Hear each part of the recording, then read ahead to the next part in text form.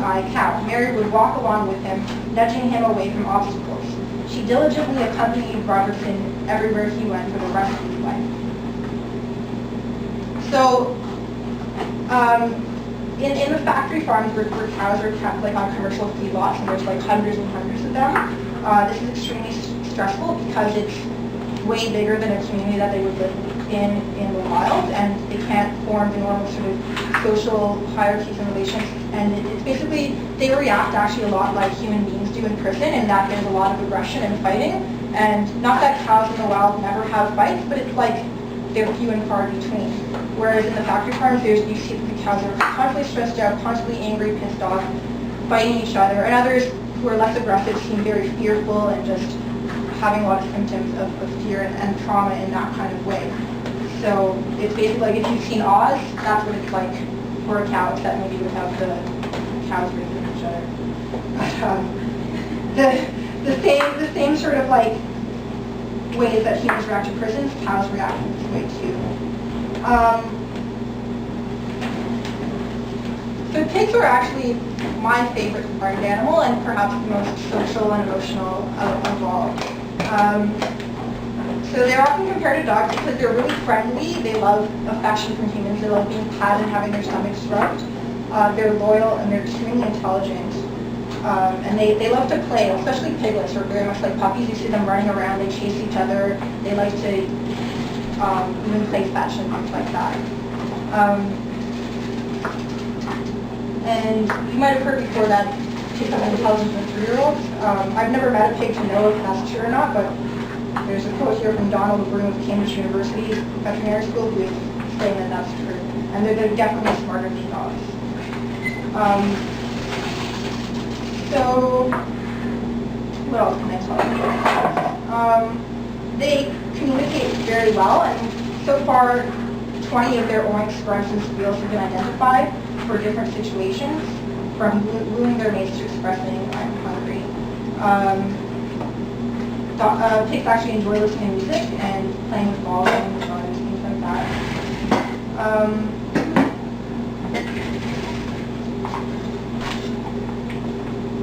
Pigs, unlike cows, they seem to be more forgiving. So they gave this anecdote of this farmer who had been really mistreating this pig, and he locked his jaw around his arm, but he didn't actually use force to bite down. So it was just sort of his way of warning him, like, don't treat me badly, but I'm not going to hurt you. So they're much more maybe forgiving and maybe nicer in a way than cows. Not that cows aren't very nice creatures too. So pigs have also done a lot of heroic feats. There's this anecdote of a piglet called Crew, who the pig's owner had been going for a walk and got stuck in a bog, like up to her waist in the mud, and she had this rope with her that she used as a dog lead, and she put it around the pig, and she basically shouted to the pig to like go home, and the pig pulled her out of the mud and saved her.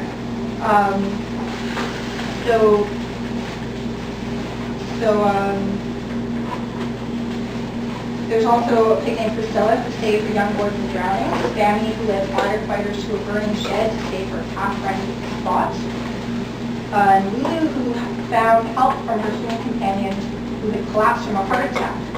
And a pig named Tunia chased away an intruder, and another named Moria held a fleeing suspect's leg until the police arrived.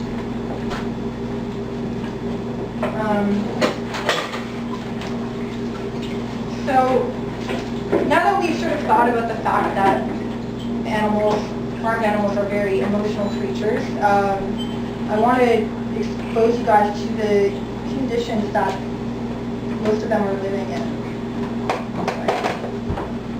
Figure out how to do that.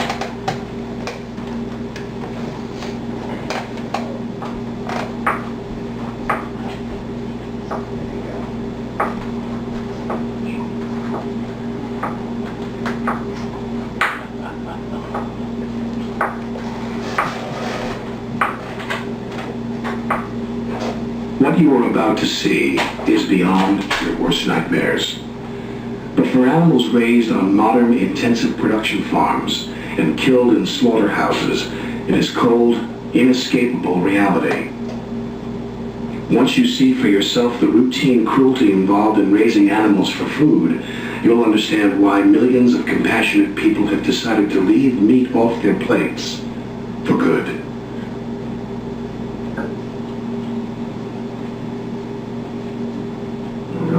Chickens are probably the most abused animals on the face of the planet.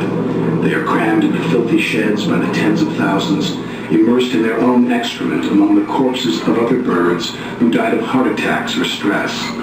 Some even die of starvation brought on by becoming crippled from growing so large, so fast, that their legs can't withstand the weight, which makes them unable to reach food. After being genetically manipulated and fed antibiotics to promote unnaturally rapid growth, their hearts, lungs, and legs often break down under the added weight. Heart attacks and crippling leg deformities are far too common. A PETA investigation found this farmer killing sick and injured turkeys by beating them with a metal rod and then tossing them aside, leaving them still conscious and suffering. This was deemed legal and standard by the industry. These turkeys were left to languish for 6 hours before being loaded back onto another truck to be taken, injured, to the slaughterhouse another 4 hours from the scene of this accident. This undercover video shows the standard method of gathering chickens for slaughter. After enduring weeks in filthy, crowded conditions, the animals are loaded onto trucks and taken through extreme weather conditions without food or water to slaughterhouses.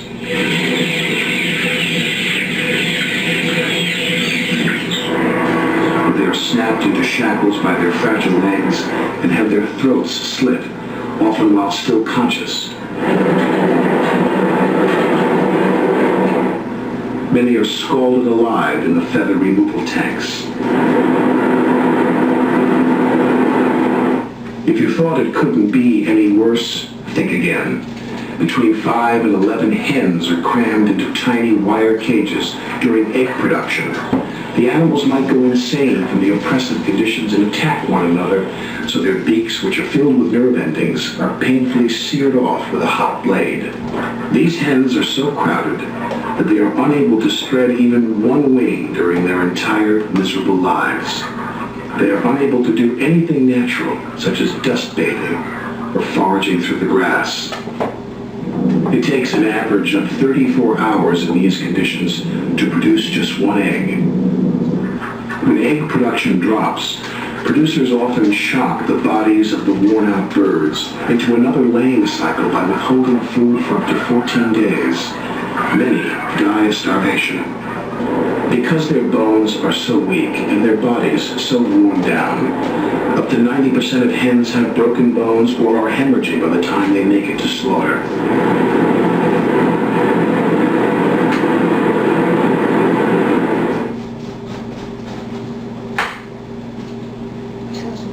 Cattle are castrated and their horns chopped off and are repeatedly branded, all without painkillers.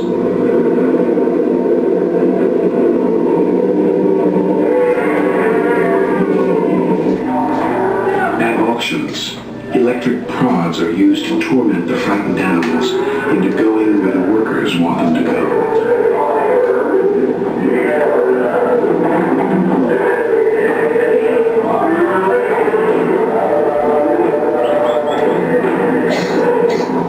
The USDA allows meat from animals with cancerous lesions and pus-filled wounds to be certified as USDA pure, so injuries and illnesses often go untreated.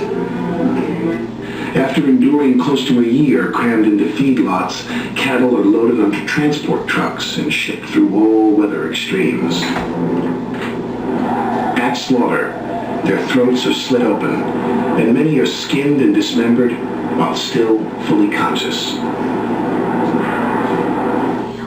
Dairy cows have it even worse. Even though they give milk for the same reason that humans do, for their babies, on today's dairy farms, mother cows are treated as nothing more than milk machines.